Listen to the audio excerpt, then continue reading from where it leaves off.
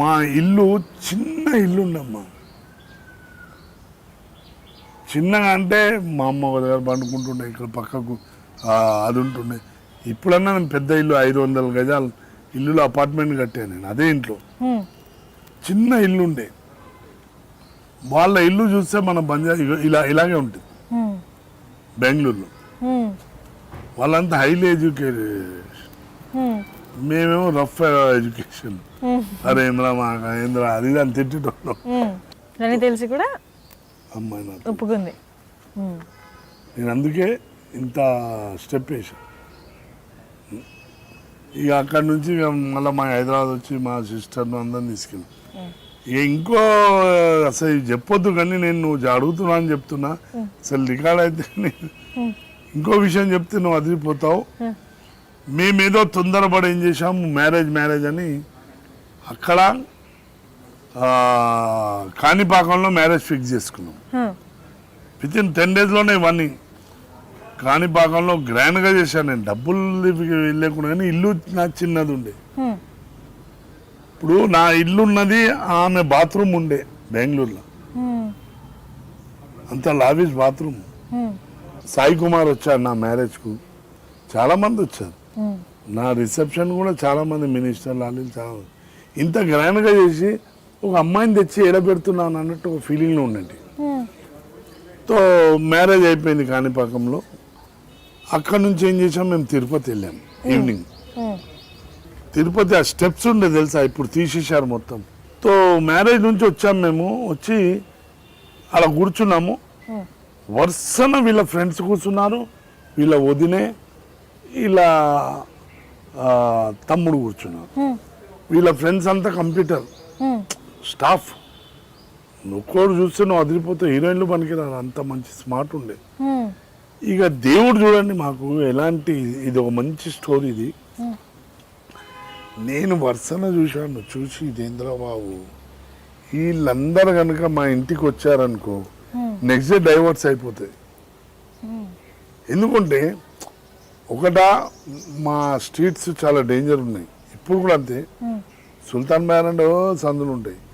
అమ్మో నిజంగానే రౌడీగాంతో పెళ్లి చేసుకుందిరా ఇది అని పారిపోతారు.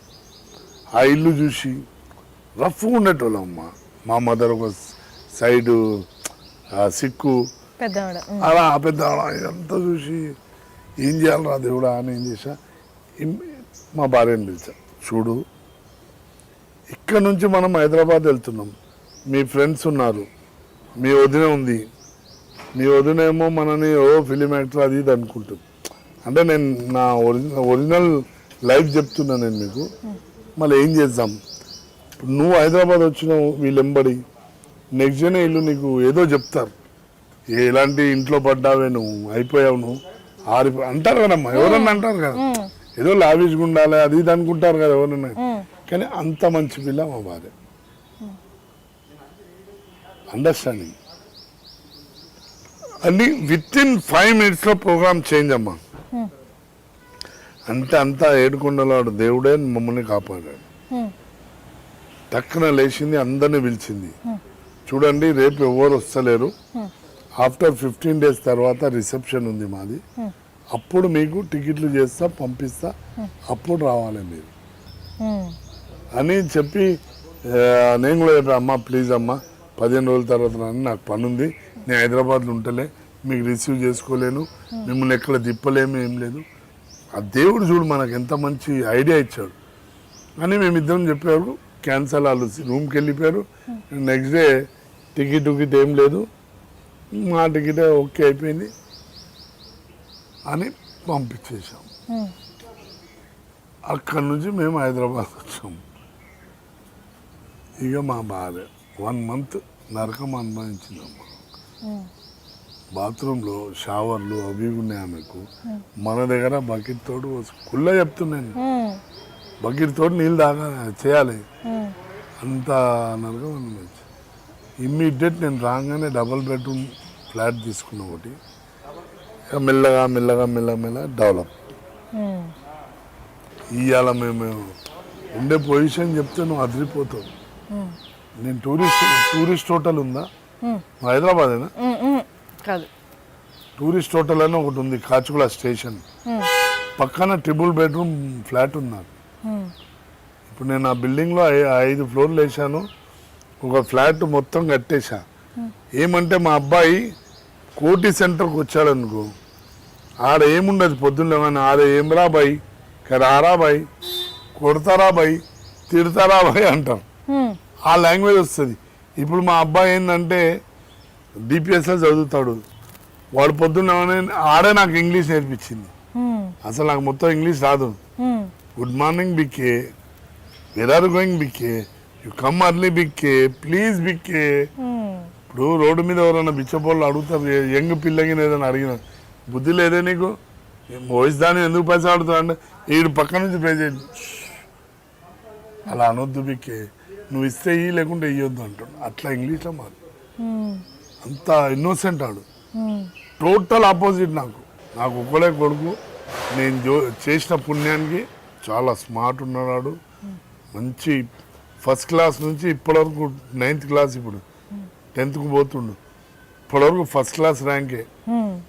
పొద్దున్న లేచి స్కూల్ పోతాడు 5 గంటలకి. డిపిఎస్ నానకరామ్ కూడా పొద్దున్న లేచి ఈవినింగ్ 4 గంటలకు వస్తాడు. 4 గంటల కాగానే ట్యూషన్ తర్వాత సీదా ఇల్లు. ఏదైనా వీడియో గేమ్స్ అవి ఆడుకుంటాడు. కానీ మనలాగా నలుగురు ఎంబడి తిరగడం అలాంటిది ఏం లేదు. అదే నేను చేసిన పుణ్యం, అదే నాకు. నా తల్లి కూడా అలాంటిది.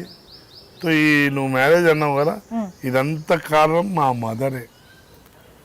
ఆమె పుణ్యాననే. ఆమె మా సెకండ్ బ్రదర్కు 2 అమ్మాయిలు.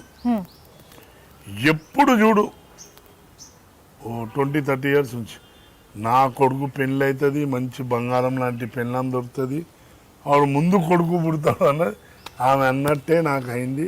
హ్యాపీగా ఉన్నా నేను. మీరు జబర్దస్త్లో కూడా చేసినట్టున్నారు కదా కొన్ని ఎపిసోడ్స్. ఎన్ని చేశారు? 2. అది ఏమని కంటిన్యూ చేయలేదా అది? ఇంకా లేదు. మళ్ళీ రవి నాకు మంచి మిత్రుడు. నాగబాబు చాలా ఇంప్రెస్ అయ్యాడు, మంచిగా చేసావు రాని. రోజాతో కూడా నేను చాలా సర్పయాగం చాలా సినిమాలు చేశాను. మళ్ళీ చేయలేదు ఇంకా జబర్దస్త్లో?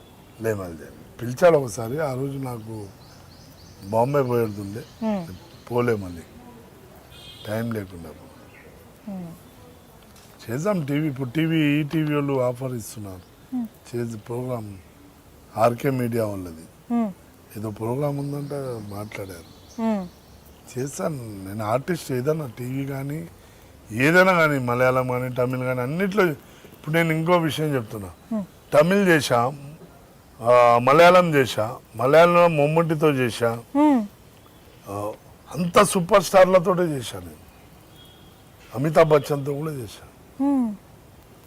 మళ్ళీ ఇది మన ఒరియా సినిమాలు చేశా. దేవుడి పుణ్యాన నాకు మంచి సినిమాలు చేశామ్మా. అన్ని భాషల్లో చేశా, అందరు గుర్తింటారు. ఇప్పుడు ఈ మధ్య మా సినిమా చూసారా? నాగార్జున. అందులో వేణుమాధవ్ నాది ఒక పెద్ద పంచ్ ఉంది. చూసా ఆ సినిమా? చూసాను. వేణుమాధవ్ నాది 4 మాటల్లో నర్సింగ్ మాట్లాడుతున్నా అంటది.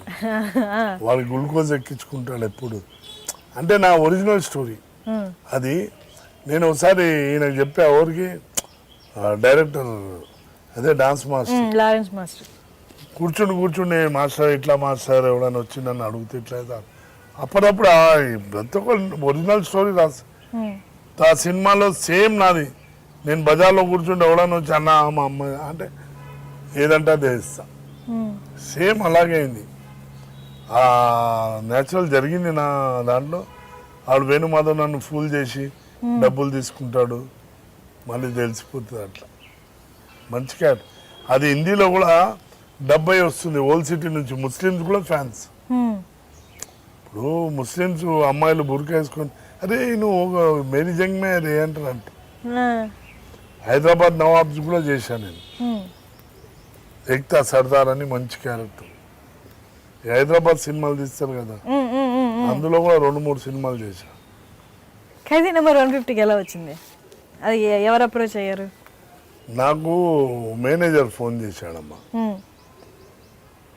నిజంగానే నేను ఏ జన్మలో పుణ్యం చేశానేమో, ఉమ్, మొదటి రోజు స్క్రీన్ ఆ సినిమా ఓపెనింగ్ షాట్స్ చిరంజీవి గారు, ఆలీ, నేను ఉమ్, అంతే, ఇంకెవరు లేరు. ఓపెనింగ్ షాట్ ఉమ్. అంటే ఆ రోజే పూజ, ఆ రోజే ప్రెస్ మీట్ అన్నీ ఆడ. తోని ఎంత ఆనందం ఉందో ఆ రోజు. అని మళ్ళీ 10 ఏళ్ళ తర్వాత వచ్చి సినిమా చేయడం ఆయన ఆ, ఎంతో మంది ఆశపడతారు నేను చేయాలి, నేను చేయాలి, నేను చేయాలని. నన్ను ఇంట్లో పండుకుని నన్ను కోరి అంటే ఎక్కడో ఒక చోట చిరంజీవి గారికి నర్సింగ్ యాదవ్ మనోడు అన్నట్టున్నది.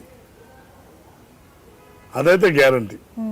ఎందుకంటే ఆయన ఎప్పుడు కానీ ప్రతి సినిమాలో ఆయన్నే కోరుకున్నాడు.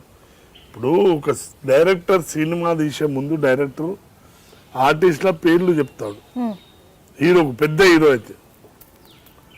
సో అలాంటిది నర్సింగ్ యాదవ్ రేపు ఉన్నాడు సార్ అంటే పిలవండి అంటేనే పిలుస్తారు కదా. అంతే.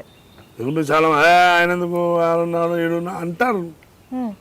కానీ నన్ను కోరుకొని పెట్టుకుంటే చిరంజీవి గారికి ధన్యవాదాలు.